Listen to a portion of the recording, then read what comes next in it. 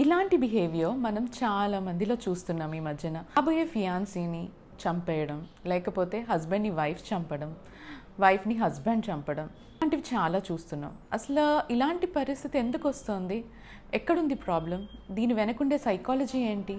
మా పిల్లల్లో ఇలాంటి ప్రాబ్లమ్స్ డెవలప్ అవ్వకుండా ఉండాలంటే మేము ఎలాంటి జాగ్రత్తలు తీసుకోవాలని చాలామంది తల్లిదండ్రులు అడుగుతున్నారు. సో దాని గురించి ఈరోజు నేను డిస్కస్ చేస్తాను.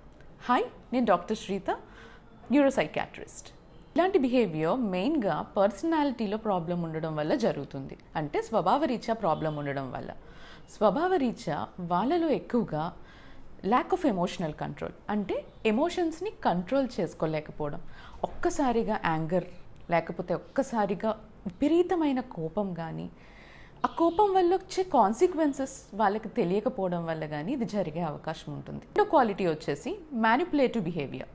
మ్యానిపులేటివ్ బిహేవియర్ అంటే ఏదైనా వాళ్ళకి కావాల్సిన దానికోసం ఎంతవరకు అయినా వెళ్తారు. అంటే వాళ్ళకి కావాల్సిన దానికోసం ఏది చేయడానికన్నా సిద్ధంగా ఉంటారు. This is called manipulative behaviour. ఇది రెండో స్వభావం. మూడోది వచ్చేసి నార్సిస్టిక్ ట్రేట్స్.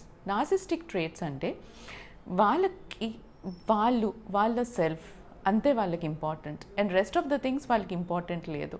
దేని గురించి పట్టించుకోరు, వాళ్ళ సెల్ఫ్ గురించే వాళ్ళు ఆలోచిస్తారు. And fourth is lack of empathy. ఎదుటోళ్ళ భావాలు, ఎదుటోళ్ళ బాధలు, ఎదుటోళ్ళు ఎలా ఫీల్ అవుతారు, వాళ్ళు హర్ట్ అవుతారేమో అని అర్థం చేసుకునే గుణం లేకపోవడం. సో ఈ 4 పర్సనాలిటీ ట్రేట్స్ ఆ పర్సన్లో ఉంటే కనుక వాళ్ళు ఇలా ప్రవర్తించడం అనేది జరుగుతుంది. సో అసలు ఈ పర్సనాలిటీ ట్రేట్స్ పిల్లల్లో ఎందుకు డెవలప్ అవుతాయి?